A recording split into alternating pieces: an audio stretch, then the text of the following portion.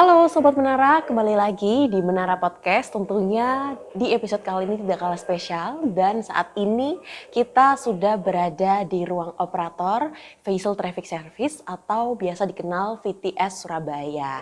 Dan tentunya hari ini kita akan menyelami lebih dalam unit yang paling krusial tentunya dalam menjaga keamanan dan ketertiban di perairan wilayah kita khususnya di Surabaya, Jawa Timur.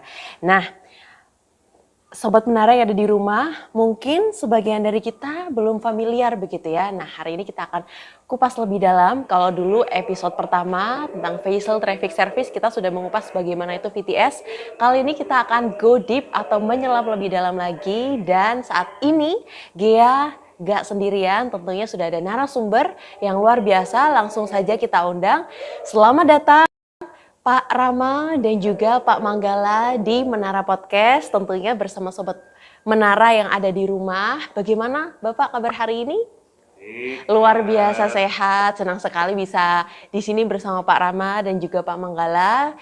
Dan menarik sekali nih Pak, kita sekarang sudah berada di ruang operator VTS Surabaya dan ini kita bisa saksikan Sobat Menara, ada terlihat sedikit POV dari monitor begitu ya dan juga suara yang tetap terus beroperasi ya Pak ya selama 24 jam. Baik, nah berbicara soal VTS, keberadaan VTS ini sangat penting ya Pak ya, khususnya di wilayah perairan yang ada di Indonesia dan memiliki alur yang cukup padat, kompleks seperti di VTS Surabaya ini. Nah, itu seperti apa nih Pak, khususnya di wilayah perairan Jawa Timur ini? Oke Mbak Gea, makasih untuk waktunya. Saya menjelaskan sedikit kenapa Surabaya ini harus ada VTS. Karena alur pelayaran Surabaya ini tergolong alur yang sempit. Sempit, trafiknya tinggi. Lalu di sini tuh untuk kedalaman itu untuk ukuran pelabuhan memang sebenarnya masih kurang dalam. Jadi emang kapal-kapal yang masuk area pelayaran Surabaya ini memang harus berhati-hati.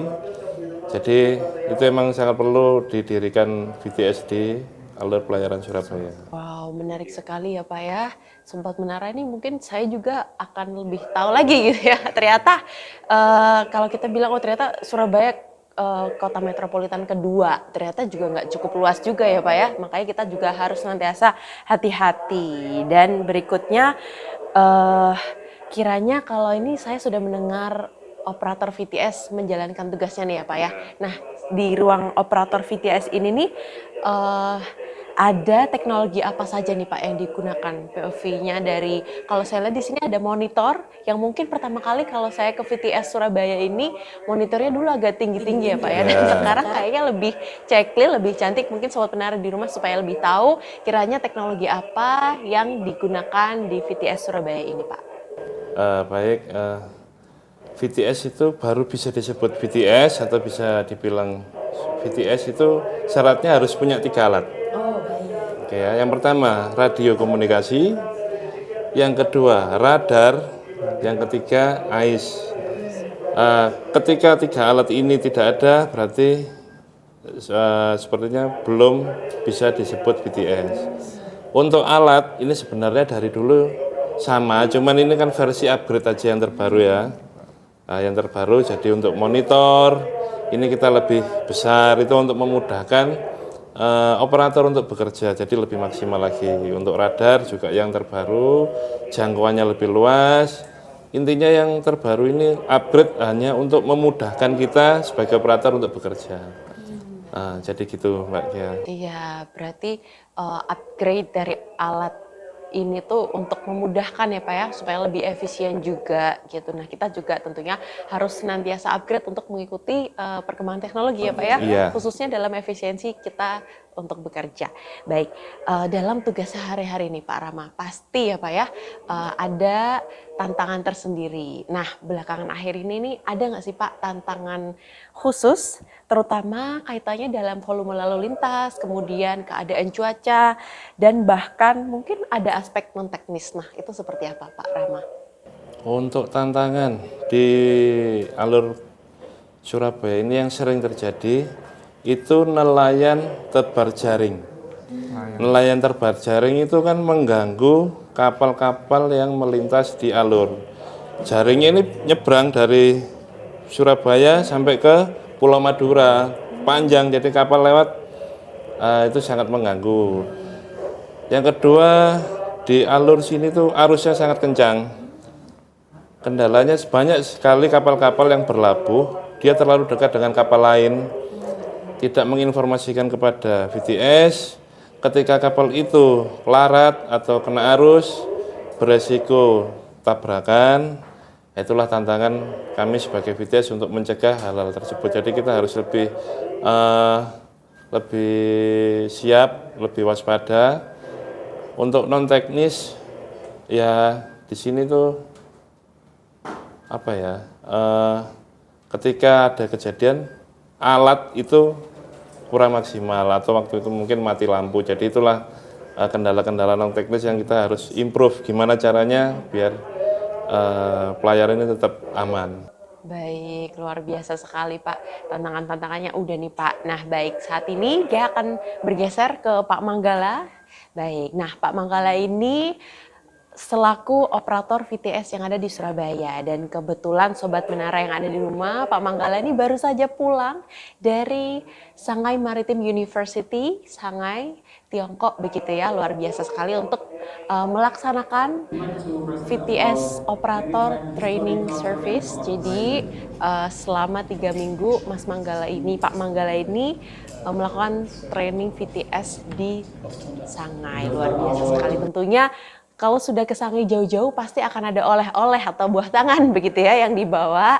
Nah, namun oleh-oleh itu sendiri bukan hanya sekedar cindera mata, tapi oleh-oleh di sini adalah lebih ke penerapan apa atau ilmu-ilmu apa yang sudah didapatkan Mas Manggala atau Pak Manggala ini ketika belajar di Shanghai Maritime University itu. Mungkin boleh di-share Pak Manggala dengan Sobat Menara yang ada di rumah seperti apa di training yang dilakukan di Shanghai, khususnya di VTS begitu ya Mas ya, bidang VTS, kemudian kiranya apa yang bisa dibawa atau di-share dengan rekan-rekan yang ada di sini atau rekan-rekan Sobat Menara yang menyaksikan kita semua ini. Terima kasih atas kesempatannya.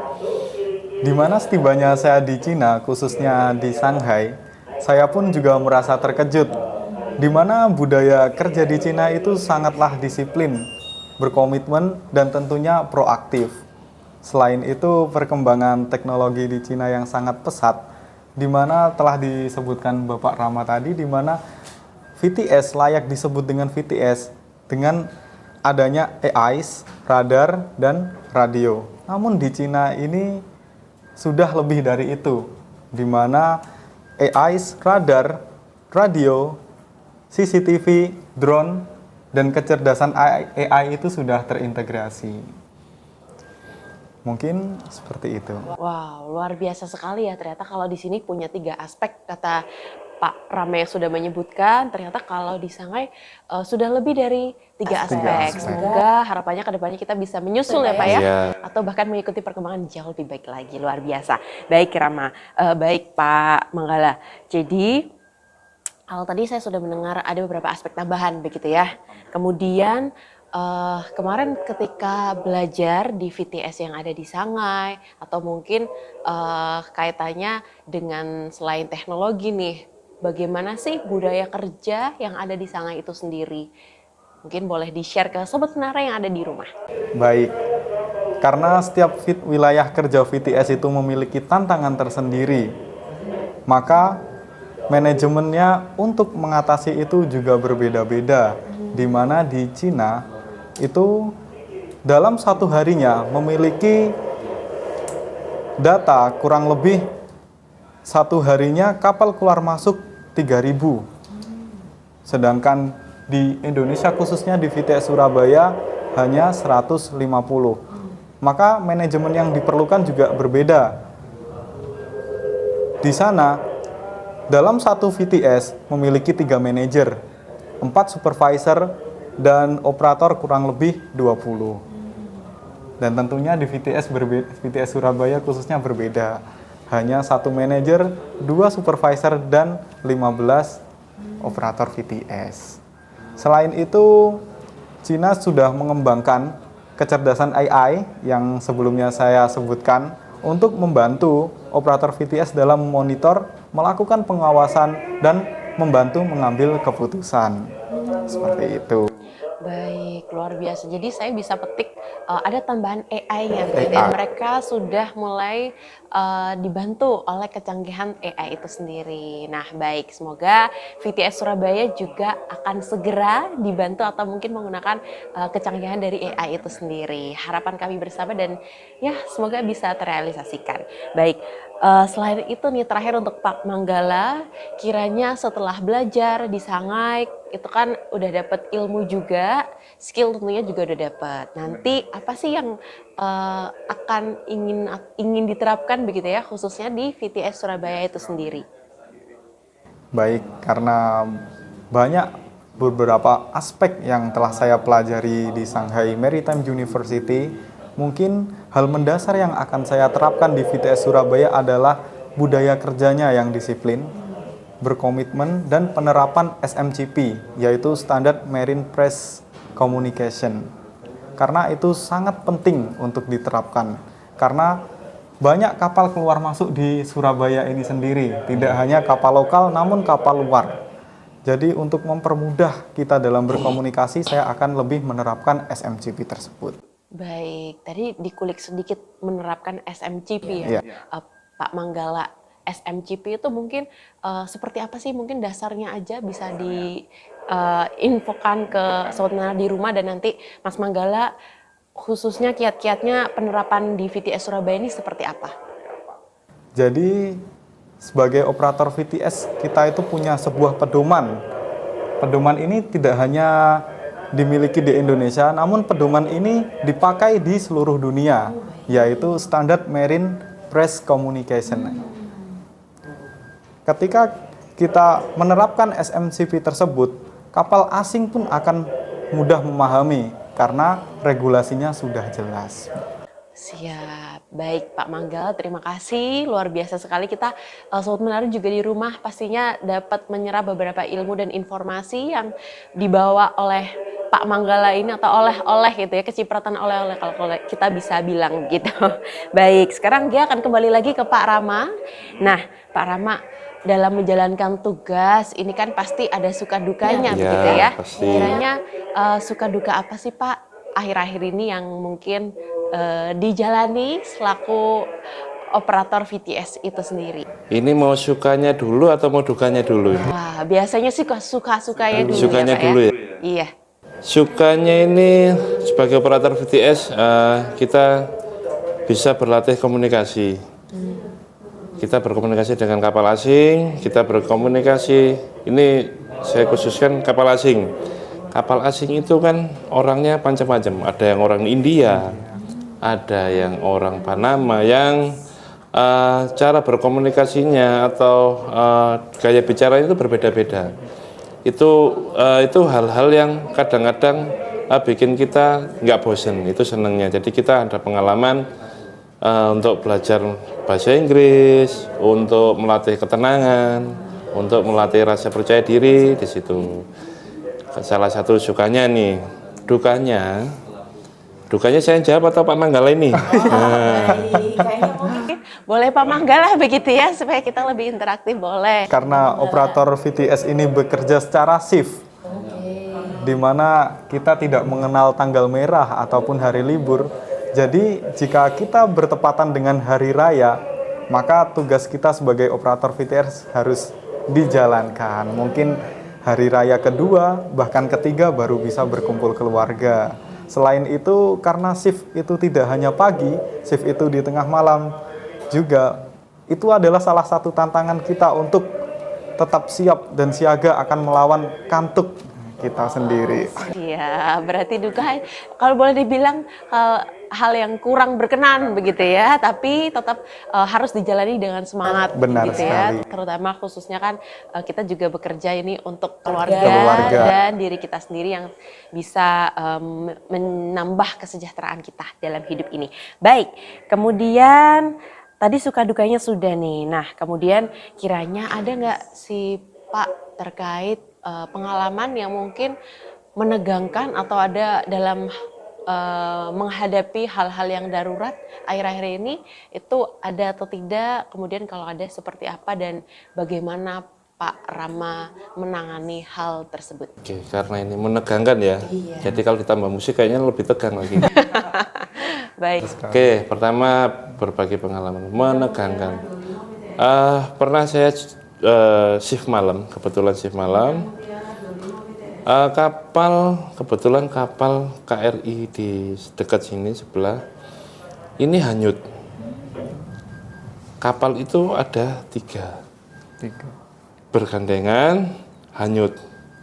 Jangkarnya terlilit, jadi kapal ini not under command, jadi nggak bisa diapa-apain, dia hanyut kena arus.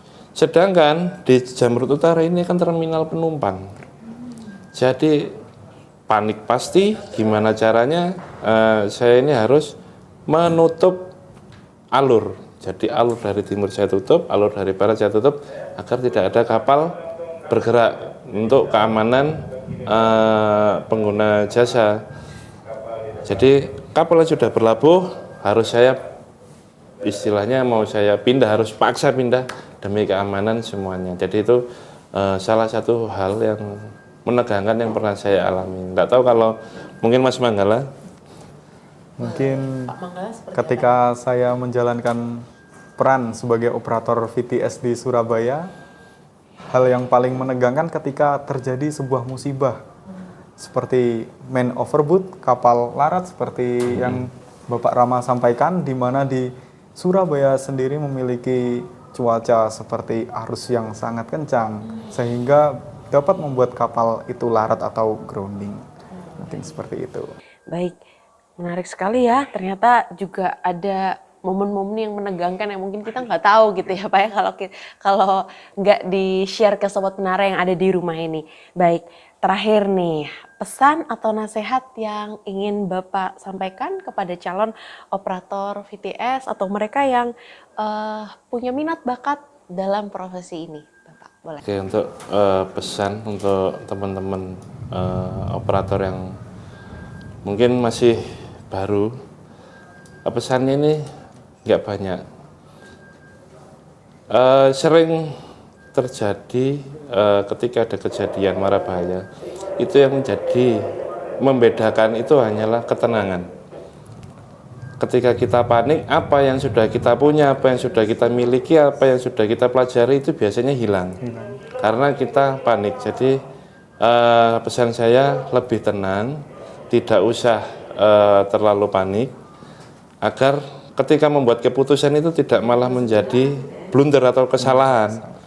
Jadi meminimalis kesalahan demi keselamatan pelayaran. Jadi sebenarnya VTS kan kembali lagi, VTS itu keselamatan pelayaran. Agar pelayaran itu jadi selamat, sebaiknya kita lebih tenang, lebih fokus, dan dilarang panik. Baik, terima kasih Pak Rama. Kemudian untuk Pak Manggala sendiri?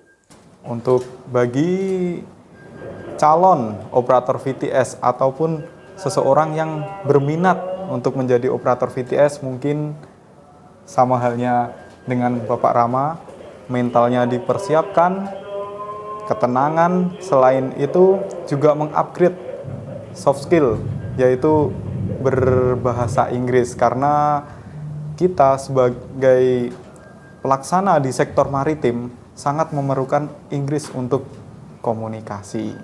Mungkin begitu. Baik, luar biasa sekali nih jawaban dari sharing-sharing dari Pak Rama dan juga dari Pak Manggala. Tentunya luar biasa sekali, kita menyerap banyak informasi, ilmu dan cerita-cerita mungkin yang unpredictable, tidak terduga gitu ya. Ternyata juga ada kisah-kisah yang menegangkan, menyenangkan, dan keseruan-keseruan lainnya. Kalau kita nggak sharing-sharing hari ini, kita tidak akan mungkin sharing atau tahu sesama begitu ya. Baik Sobat Menara, terima kasih sudah bersama kami.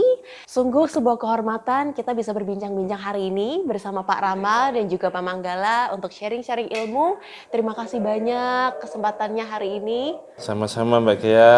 Terima kasih kesempatannya. Makasih juga buat Sahabat Sobat Menara. Oh, luar biasa. Baik, nantikan terus episode-episode Menara Podcast yang tentunya akan jauh lebih menarik.